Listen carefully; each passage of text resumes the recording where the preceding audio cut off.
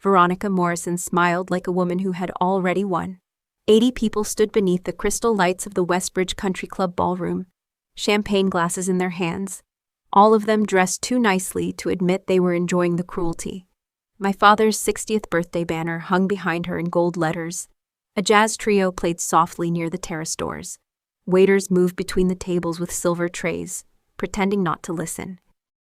And there I was, standing beside my 9-year-old daughter Hazel, wearing the only suit that still fit after 3 months of not sleeping right, while my stepmother lifted her glass and turned my divorce into entertainment.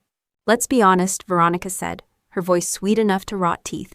"Some men build houses, some men build companies, and some men can't even build a marriage that lasts." A few people laughed because rich people will laugh at anything when the person holding the microphone owns the room. My daughter's fingers tightened around mine. Veronica looked straight at me. "Garrett has always been sensitive," she continued. "That sounds kind, doesn't it? Sensitive. But women don't leave strong men. They leave men who make them feel like they're raising 2 children instead of 1. The ballroom went quiet enough for me to hear the ice shift in my father's glass. Dennis Morrison, my father, sat at the head table in his black tuxedo, the old pocket watch that belonged to my mother tucked into his vest. He did not look at me. He did not stop her. He just stared down at the linen tablecloth, like the truth had become too expensive to afford. Then Veronica delivered the line she had been saving all night. Poor Garrett, 34 years old, divorced, living under his father's roof again. I suppose every family has one disappointment. Something inside me went still. I reached for Hazel's shoulder. We were leaving. I did not care who watched. But before I could move, my father stood. His chair scraped against the marble floor. Veronica turned, smiling, expecting him to agree with her. Instead, Dennis set his champagne glass down and said, "That's enough." The room froze. Then my father looked toward the stage technician and said, "Turn on the screen." Veronica's smile disappeared. Behind her, the giant LED screen came alive. And the first thing everyone saw was Veronica in my father's study, holding a legal folder and saying, "Once Dennis signs the amended trust, Garrett won't get a dime."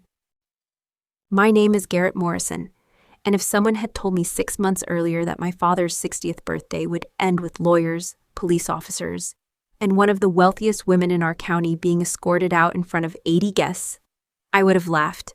Not because it sounded impossible, but because my father would never have allowed public humiliation. At least that was the man I believed he still was. For most of my life, Dennis Morrison had been the kind of man everyone trusted. He started Morrison Structural from a single pickup truck, a borrowed cement mixer, and an impossible amount of determination. 30 years later, he sold the company for more money than anyone in our family had ever imagined. Retirement should have brought him peace. Instead, it brought Veronica. She entered his life 2 years after my mother's death. Looking back, I don't think any of us truly disliked her in the beginning. She was polished, confident, and beautiful in the effortless way people become after years of hiring personal trainers and cosmetic specialists. She knew exactly how to speak to grieving people. She listened more than she talked. She laughed at my father's old construction stories, and she convinced him that life could begin again. My younger sister Emma adored the idea that Dad had found happiness again. My brother Nathan remained cautious but supportive. I wanted to believe it too. After everything cancer had stolen from our family, my father deserved another chance. None of us noticed that Veronica never asked questions about our memories of Mom. She only asked about Dad's investments, his retirement accounts, the company sale, the lake house, and the trust. At the time, those questions sounded practical. Now I understand they were interviews. She wasn't learning about our family, she was studying the map. 7 years later, there wasn't much of my mother left inside the Morrison house. The handmade quilts disappeared. Family photographs slowly migrated from the hallway into cardboard boxes stored in the attic. Even my mother's favorite grandfather clock had been replaced by an imported Italian sculpture Veronica insisted looked more sophisticated. Only one thing remained untouched: an old silver pocket watch. Dad carried it every single day. It had belonged to my grandfather before my mother gave it to him on their first wedding anniversary. Veronica hated that watch. Every time Dad polished it, she rolled her eyes.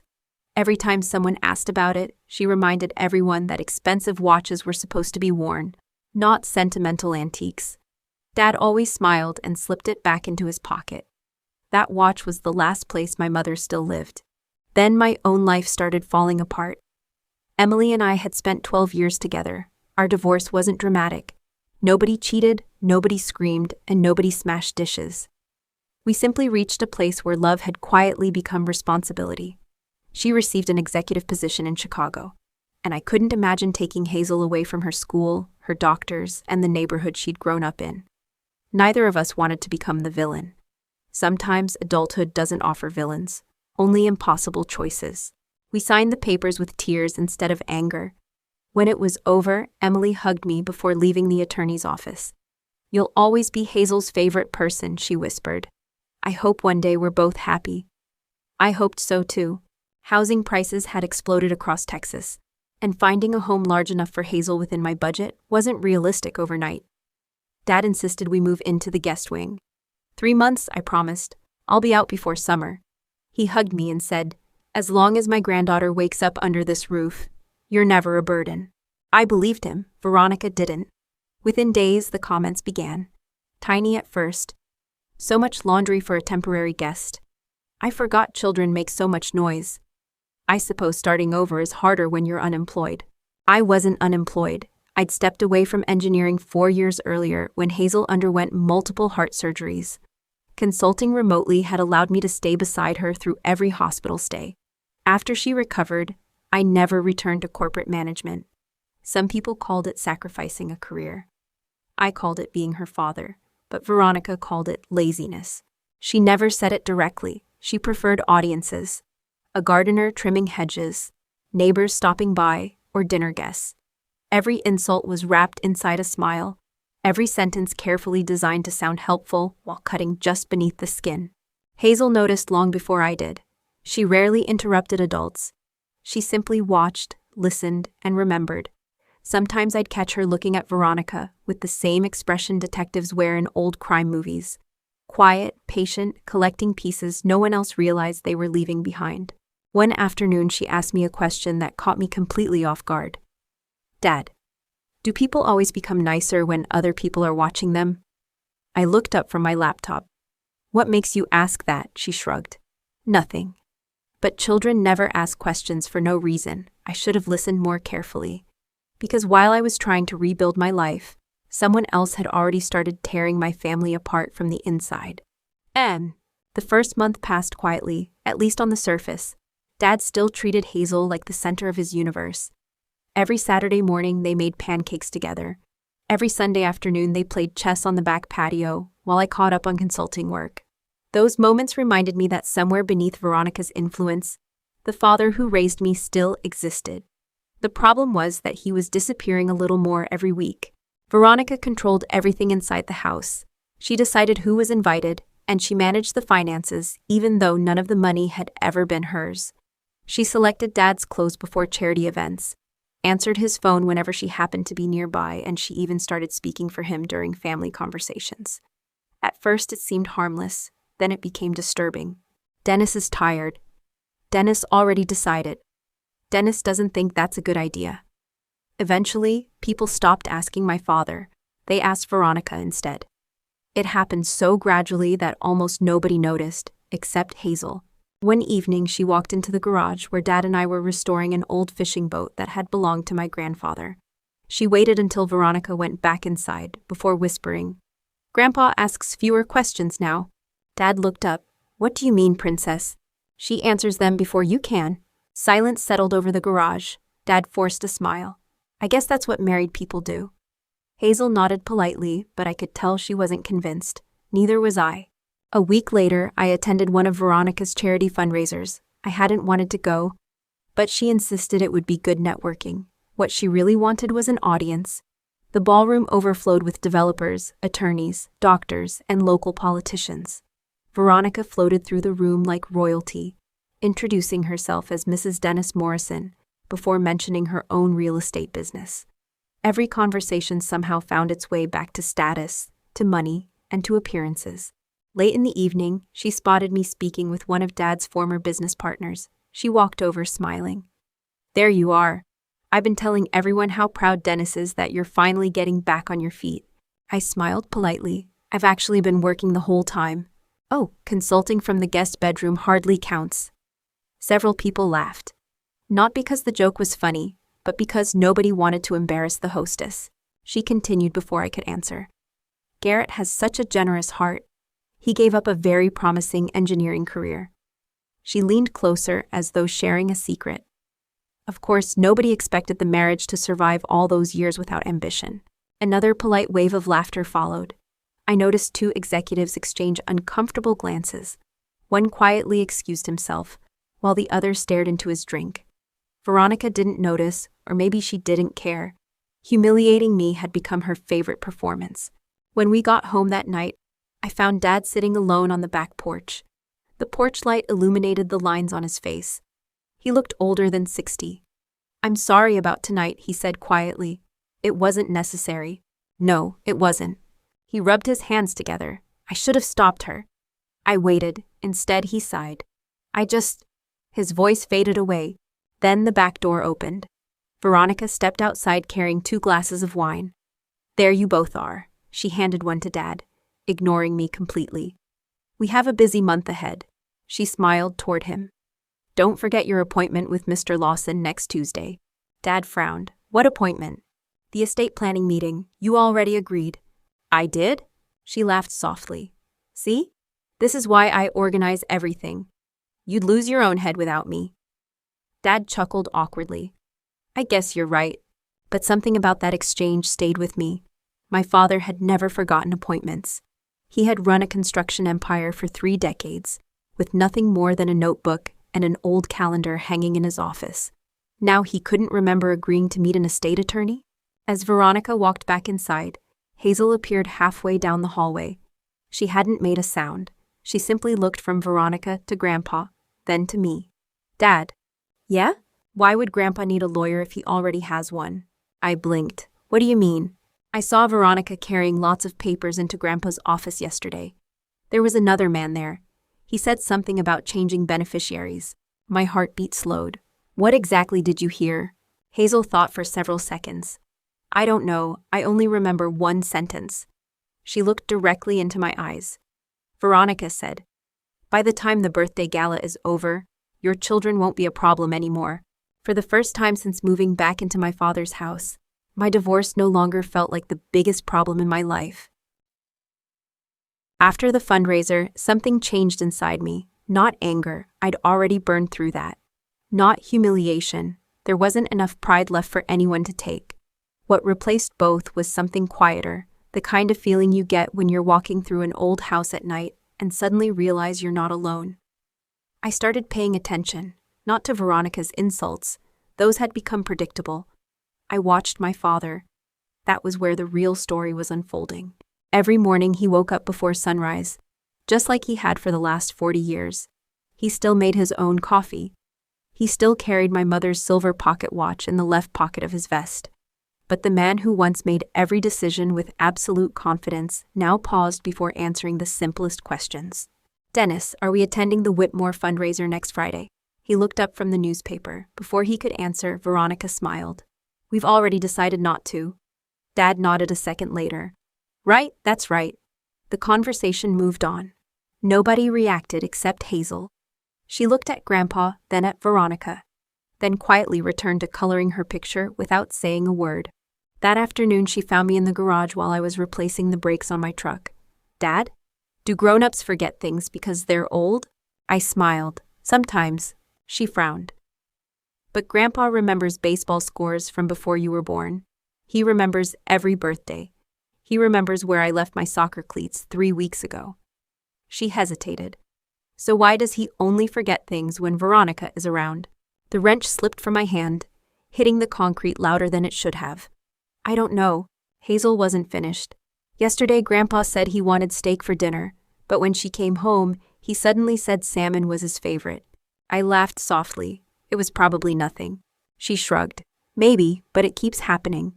Children don't collect evidence, they collect patterns, and sometimes they notice them long before adults do." 2 days later, Dad asked if I wanted to drive with him to his annual physical. It surprised me. He'd never invited anyone before. The appointment lasted less than 40 minutes. When the doctor walked us to the lobby, he shook Dad's hand. "You look good, Dennis. Blood pressure's better than last year. Keep walking every morning. See you in 6 months." That was it. Healthy. No alarming news, no concerning diagnosis. On the drive home, Dad looked relieved. "I guess Veronica worries more than my doctor does." "What do you mean?" "She's convinced my memory's getting worse," he chuckled. "Says I repeat myself." I looked over. "Do you?" "I don't think so," he smiled. Then again, maybe I forgot. It sounded like a joke, but it didn't feel like one. That evening, Veronica returned home, carrying 3 expensive shopping bags. She kissed Dad on the cheek before laying several folders across the dining room table. "Good news. The attorney finished preparing everything." Dad frowned. "What everything?" "The estate documents. You remember, we talked about this." He stared at the folders for several seconds, long enough that even I noticed. Then Veronica slid a fountain pen toward him. "We can review them tomorrow. You've had such a busy week. I'll explain everything." She gathered the folders before I could read a single page. Her movements were smooth, practiced, almost rehearsed. Later that night, I walked past Dad's study on my way to the kitchen. The door wasn't fully closed. Inside, I heard his voice. "I don't remember agreeing to that." Veronica answered immediately. "You did. We talked about it after church. I even wrote it in your calendar." Silence. Then Dad sighed. "If you say so." Those 4 words hit harder than any insult she'd ever thrown at me. "If you say so." The man who negotiated multi-million-dollar construction contracts without blinking now doubted his own memory. I barely slept. The next afternoon, Nathan called. "I've been thinking about what happened at the fundraiser." "So have I." I did some checking. "Checking what?" "Veronica." My grip tightened around the phone. "What did you find?" "Nothing illegal, but something feels off. She dissolved 2 LLCs this year and opened another one last month. Ryan Cole Properties." I thought she worked alone. "So did I," before I could respond. Hazel walked into the room carrying a cardboard box she'd found in the attic. "Dad, I think this belongs to Grandpa." I covered the phone. "What is it?" She opened the lid. Inside were dozens of old family photographs. Camping trips, Christmas mornings, my high school graduation, my mother's birthday. Every picture that had disappeared from the walls after Veronica moved in. Hazel looked confused. Why would someone hide all of these? I didn't have an answer. I carried the box downstairs. Veronica was arranging flowers in the foyer. "Look what Hazel found." For the first time since I'd known her, Veronica's smile disappeared. Only for a second, but it disappeared. "Oh." I wondered where those ended up. She reached for the box. "No." The word came from behind us. It was Dad. He had been standing in the hallway the entire time, and his eyes never left the photographs. Slowly, he picked up one picture. It showed my mother laughing beside him on the day they bought the land where he'd later build Morrison Structural. His thumb rested on the edge of the photograph. He looked at Veronica, then quietly asked, "When did we decide to pack these away?" The color drained from Veronica's face. She opened her mouth, but before she could answer, the doorbell rang. A man in a dark suit stood outside holding a leather briefcase. "Good afternoon, I'm looking for Mr. Dennis Morrison." Veronica stepped forward immediately. "I'm afraid he's unavailable." The man smiled politely. "I'm sorry, ma'am. My appointment was made personally by Mr. Morrison." Then he looked past her, straight at my father. "Mr. Morrison, I have the revised trust documents you requested." Veronica's expression changed so fast it was almost frightening. Not fear, not surprise, but panic. Real panic. And for the first time, I realized there were plans inside this house that even Veronica didn't completely control. Nobody moved. The man in the navy suit stood patiently at the front door, his leather briefcase still in one hand. Veronica recovered first. She smiled the way seasoned salespeople smile when they're trying to erase an awkward moment. "There must be some misunderstanding. My husband isn't expecting anyone." The attorney didn't even glance at her. "I've represented Mr. Morrison for almost 18 years. He looked directly at my father. "Mr. Morrison?" Dad hesitated, only briefly, then he nodded. "Please come in."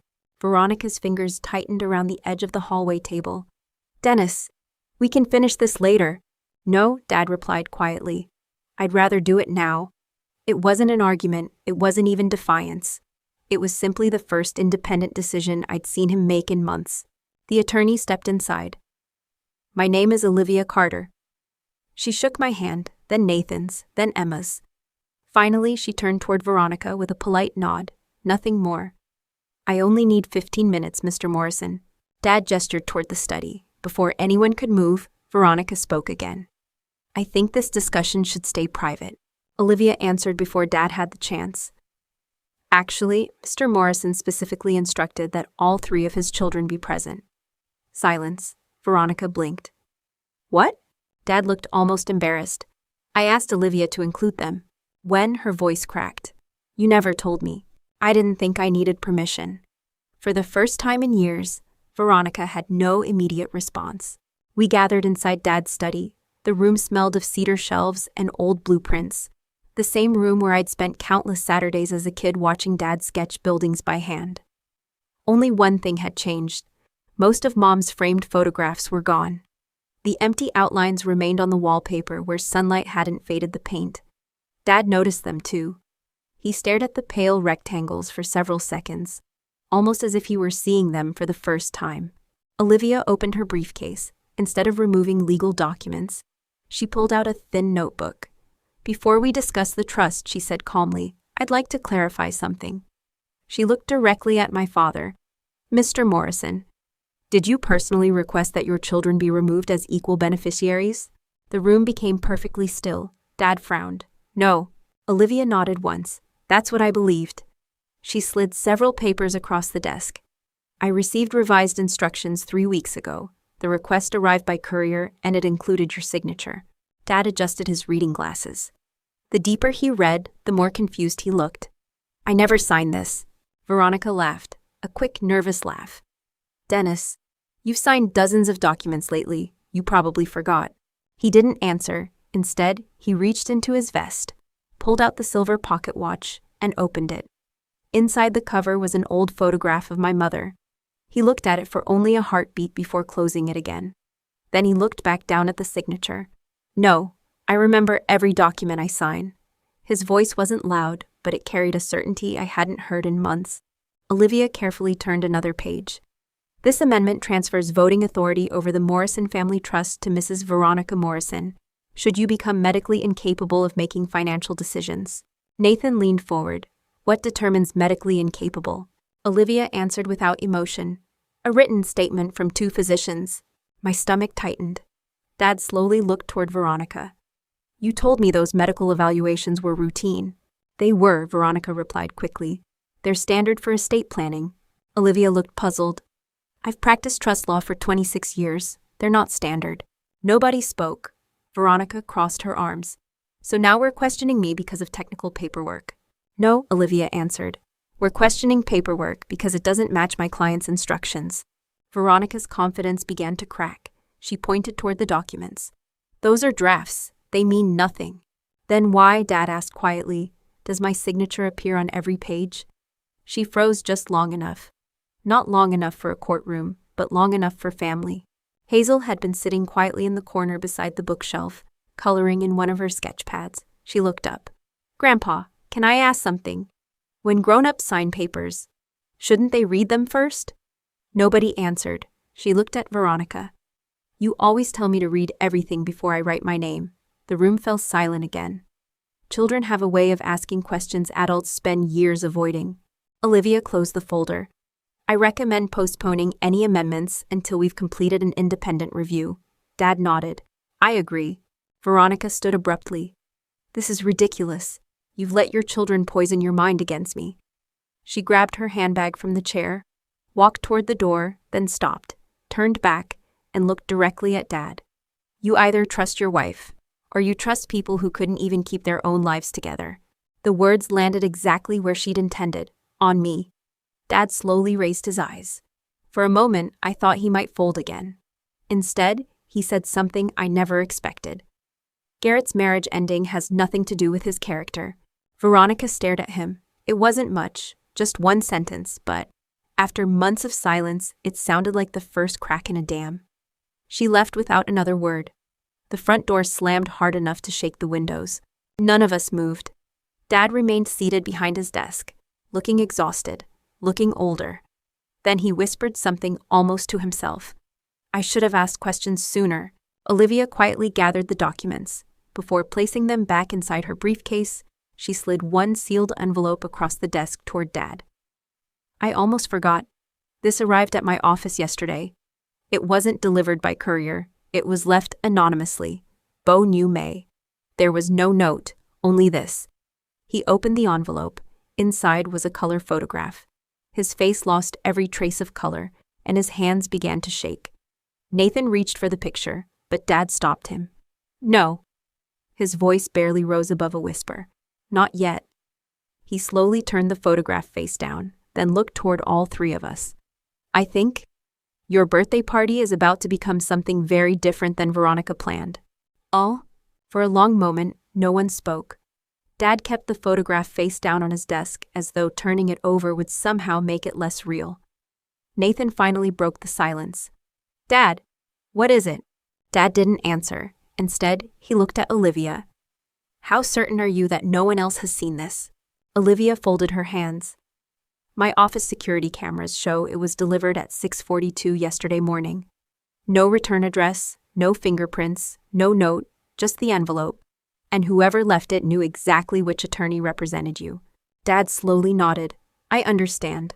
He slipped the photograph into the inside pocket of his jacket. I'm not showing anyone, not yet. Veronica had spent 7 years controlling one thing above everything else: information. She always knew conversations before anyone else. She answered questions that weren't directed at her, intercepted phone calls, scheduled appointments, and decided which letters reached my father and which quietly disappeared. For the first time, she didn't know what everyone else knew, and that made her dangerous. Olivia stood. I strongly recommend you postpone Saturday's birthday gala. It would give us time to investigate these documents properly. Dad looked toward the window overlooking the backyard. Hundreds of white tents were already being assembled on the lawn. Florists unloaded fresh arrangements, and caterers carried stainless steel equipment into the kitchen. Everything had been planned for months. Finally, he shook his head. No. Olivia looked surprised. Dennis, if there's fraud, all the more reason. Dad's voice remained calm. The party stays. Nathan frowned. Why? Dad looked at each of us one by one. Then, for the first time in years, he sounded exactly like the contractor who used to command construction sites filled with 200 workers. Because people eventually reveal themselves when they believe they've already won. Nobody argued, not even Olivia. She simply closed her briefcase. I'll be there, as your attorney, and as a witness. After she left, the house became unusually quiet. Veronica didn't come home until after 10 that night. I heard her heels crossing the marble floor while I was cleaning dishes. She walked straight into the kitchen, still perfectly composed, still elegant, as though nothing had happened. She poured herself a glass of wine before looking at me. You've been busy. I suppose so. I hope you enjoyed your little family meeting. It seemed important. She smiled. It wasn't. Then she leaned closer. You know what your biggest weakness has always been, Garrett? You mistake kindness for strength. You think decent people eventually win. They don't. People with leverage win. She picked up her wine. That's why your father built a fortune, and why you never will. She walked away before I could respond. Her confidence should have reassured me. Instead, it terrified me, because she genuinely believed she had already secured everything she wanted. The next morning, Hazel found me repairing one of the fence gates. She carried a small notebook tucked beneath her arm. Dad, can I ask something? Always? She looked toward the house to make sure nobody else was nearby. Is Veronica mad at Grandpa? I think they're having problems. Hazel nodded thoughtfully. I heard her yelling yesterday. I stopped working. What did you hear? Not much. I wasn't trying to listen. She looked embarrassed. I was feeding Charlie. Charlie was Dad's old golden retriever. The window was open. What did she say? Hazel searched her memory. She said, everything was supposed to be finished before the party. I felt every muscle in my back tighten. And Grandpa? He didn't yell, he just kept saying, not like this, nothing more. No dramatic confession, no hidden recording, just a child's memory of 2 adults arguing behind a closed door. Sometimes that was enough. Friday afternoon, one day before the gala, Dad asked me to drive him downtown. Neither of us spoke for nearly 20 minutes. Finally, he rested one hand against the dashboard. I owe you an apology. I kept my eyes on the road. You don't owe me anything. I do. I watched Veronica chip away at you, little by little, and every time I convinced myself it wasn't serious. I thought keeping peace was protecting the family. He stared through the windshield. I was protecting the wrong person. I swallowed hard. The words I'd wanted to hear for months suddenly felt heavier than I imagined. You were grieving, so was I. He nodded. I know. Another long silence followed. Then he reached into his jacket and removed my mother's silver pocket watch. I almost gave this to you years ago. He turned it over in his hands. Your mother used to say something. Character isn't tested when life is fair. It's tested when someone gives you every reason to become bitter. He placed the watch in my hand. I've watched you lose your marriage. I've watched people question your worth. I've watched you keep showing up for Hazel anyway. His eyes met mine. I'm proud of the man you became. The traffic light turned green. Neither of us moved until the driver behind us honked. Saturday arrived. The country club looked exactly as Veronica had imagined. Perfect flowers, perfect music, perfect lighting, and perfect guests. Judges, developers, city council members, bank presidents, business owners. Everyone whose opinion mattered in her world. She greeted each one with effortless charm. By the time the ballroom filled, she looked unstoppable. From across the room, I watched her laugh with a group of donors. She caught my eye, raised her champagne glass, and smiled. The same smile she'd worn every time she humiliated me. The smile of someone completely certain victory belonged to her. She had no idea that Dad had already changed one small detail she never noticed. The massive LED screen behind the stage was no longer connected to Veronica's presentation. It was connected to Olivia Carter's laptop. And inside that laptop was everything. Ladies and gentlemen, Veronica's voice flowed effortlessly through the ballroom. I'd like to thank every one of you for helping us celebrate Dennis's 60th birthday. Applause filled the room. She stood at the podium wearing an emerald green evening gown that probably cost more than my first car. Every movement looked rehearsed. Every smile carefully measured. She had spent years building the image of the perfect wife beside one of the most respected businessmen in Texas. Tonight was supposed to be the final piece. She glanced toward my father. Dennis has spent his life building something extraordinary, a company, a legacy, a family. And as we enter this exciting new chapter, it's time to make sure that legacy is protected for generations to come. There it was, the setup. She wasn't celebrating him. She was preparing the room for an announcement. Several guests nodded approvingly, while others lifted their glasses. I caught Olivia standing quietly near the back wall. She gave my father the smallest nod. Bojungde. The applause grew louder. People expected a birthday speech. Instead, he walked slowly toward the stage, carrying nothing except my mother's silver pocket watch. Veronica stepped aside gracefully, her hand resting lightly on his arm. She whispered something, but he gently removed her hand, then faced the audience. I've been thinking a lot about legacy. His voice wasn't loud, but it carried through the ballroom without effort. When you're young, you believe your greatest achievement is the business you build. He looked around the room. The older I get, the more I realize your real legacy is the people who still trust you when your money no longer impresses them. The room grew quiet. Veronica smiled politely, still confident, still believing she understood where this speech was going. Dad continued. Several months ago, I began signing documents my wife placed in front of me. I trusted her. I didn't always read every page. A ripple passed through the audience. Veronica's smile stiffened. But someone else did. He looked toward Olivia. Counselor. Olivia walked onto the stage carrying her laptop. Without saying a word, she connected it to the ballroom's giant LED screen. Veronica took one quick step forward. Dennis, what are you doing? He didn't answer. The screen came alive. Not with birthday photographs, not with family memories. A scanned legal document appeared. Across the top, in bold letters, Morrison Family Trust Amendment. Olivia addressed the room calmly. This amendment removes Mr. Morrison's 3 children as equal beneficiaries and transfers controlling authority to Mrs. Veronica Morrison under specific conditions. Soft murmurs spread across the ballroom. Veronica laughed. Oh, honestly, legal drafts. Every wealthy family has dozens of them. Olivia clicked to the next page. The signature appeared, then another, then another. Dad looked directly at the audience. I never authorized these changes. A judge sitting near the front leaned closer. One of the bankers adjusted his glasses. Nobody was smiling anymore. Olivia displayed another document. This is Mr. Morrison's authentic signature from 6 months ago. She clicked again. And this is the signature appearing on the amendment.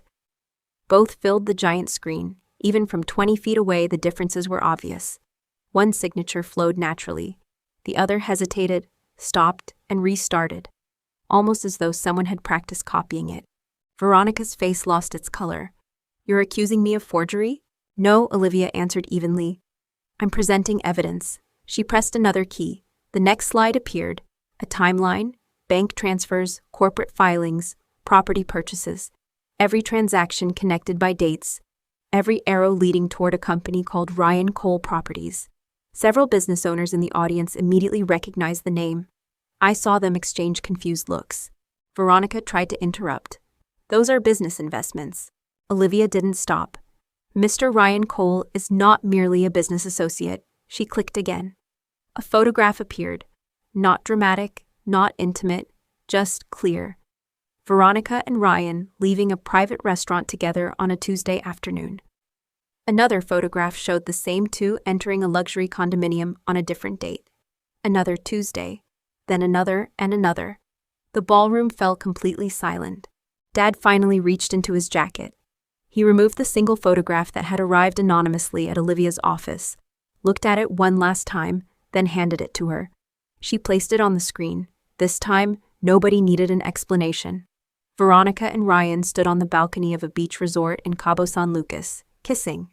The timestamp in the corner matched the exact week Veronica had told Dad she was attending a real estate conference.